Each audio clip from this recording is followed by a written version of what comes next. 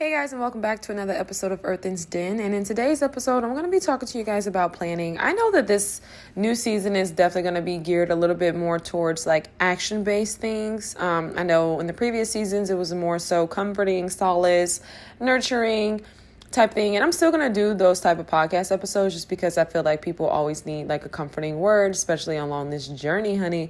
But first and foremost, I'm going to talk to you guys about planning because I think that this is something that's so crucial. I personally did not used to plan. I had never really been like a serious planner. And when I mean planner, I mean when it comes to something that you want, you can totally do it. Everybody's like, oh, don't plan the future. Life is to be lived. And personally, I think that I have a very healthy balance between just living life as well as planning. You know what I mean? Like planning is so crucial. I think sometimes we don't think that it can happen. So we just don't even try. We don't plan for it. We don't want to try to, not make it happen, but like go for it. You know what I mean? I do believe that in life, things totally come up and sometimes plans don't always go the way you want them to go. But at the same time, I think having a vision is so crucial. There's been times where I wanted to do things at certain points in my life and it didn't happen right then and there. And honestly, I don't really look back with any regret. And the reason being is because I just really feel like when it comes to life, like there really are no could have, should, like you can't do anything differently. And for anybody out there that's feeling like a failure, first of all, I don't think you've tried enough things to really feel like a failure. And the reason I say that is because I think that so many people will try one thing or won't try anything at all and say they feel like a failure. How? Let me tell you what's a failure.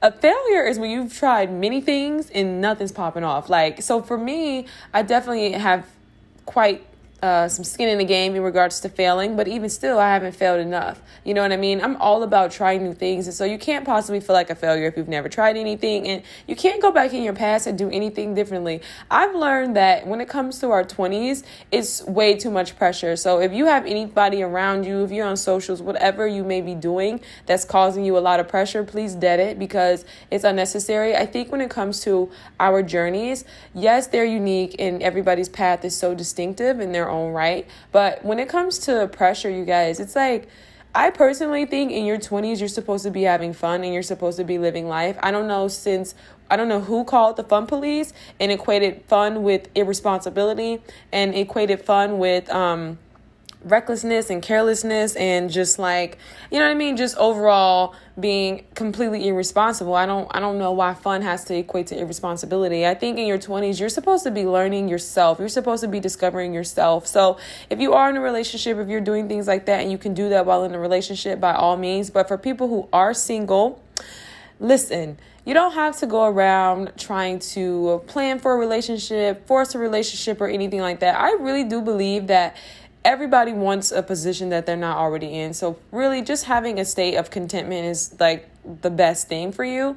But if you're single, I mean, honestly, spend time to get to know yourself. Like spend time with self. And the reason I say that is because I really look at the mistakes of many others. You know, I really learn from other people's mistakes. I don't think that people get online and share testimonies for no reason. So, of course you take things with a grain of salt, blah, blah, blah. But I think at the end of the day, there are a lot of people who wish that they could get that back. I think your youth is probably one of your greatest assets in a sense because you are very young and you can do many things, right? You're not really struggling with health problems, or if you are struggling with health problems, we do live in a time that is so revolutionary and there's so much information available in regards to certain diets, and people are coming out and talking about certain illnesses. And so, no, we're not God. Right. But at the same time, there's just so much information out here in regards to positive thinking and healing of the mind, body and spirit. So, spend time getting to know you. And when I talk about planning, you guys, this kind of correlates all together because when it comes to planning, you guys, you have to plan your life. I know a lot of people kind of walk around like I've heard people say in the past, like, I'm going to be a stay-at-home dad. And I've heard women, make the assumption that someone's going to take care of them. I don't really care what anybody says. I think as an individual, you need to find a means to provide for yourself. I'm not saying you need to go out and be a millionaire if that's not what you desire. I'm not saying you need to go out here and make any amount of figure if that's not what you desire. I don't really care where you work or what you do or how you do it. But at the end of the day, everybody's talking about they want to be rich, but nobody's putting in the work and nobody is out here planning and making sure that they can actually happen for themselves. And so I think, this is the this is probably one of the deficits of like being on social media and kind of looking through things through the mirror, right? When it's really all smoke and mirrors, because people don't understand that when it comes to wealth building and creating riches and things like that, like you got to have a plan for that. Like whether it's to use your gifts, like me, I operate in my gifts, I operate in my talents, and I'm so thankful to share and like to be a person of service.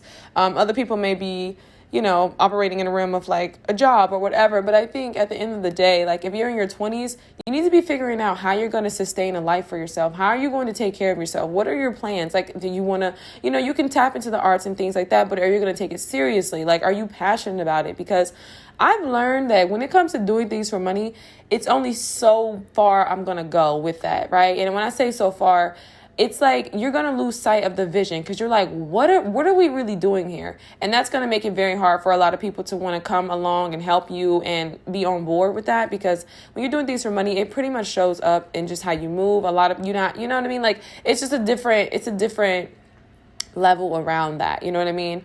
And for, like I said, I said it in previous episodes, like if you are taking a path of like entrepreneurship or artistry, most specifically, you can totally get paid for your art. It's definitely a thing. You just have to know that your work is unique and it's needed, but you can totally be paid for that. And then I think in regards to entrepreneurship, it's just as simple as knowing that there is a niche or a service for whatever it is that you're providing.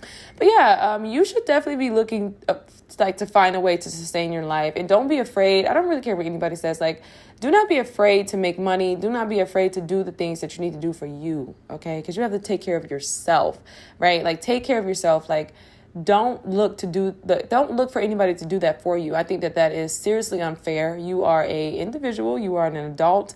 You know what I mean? You need to take care of yourself. So, so if you do have that mentality, I really suggest you dead it. It's not a matter of like, oh, I don't want to be dependent on anybody, or, oh, I just feel like I need to just do everything by myself. No, that's never even the basis of this. And I think even just being Black, there's so much stigma around just our strength and where that really comes from. Our strength is really in our soul and our spirits. I mean, dealing with oppression and all of those things like that, you got to have a different type of spirit, a different type of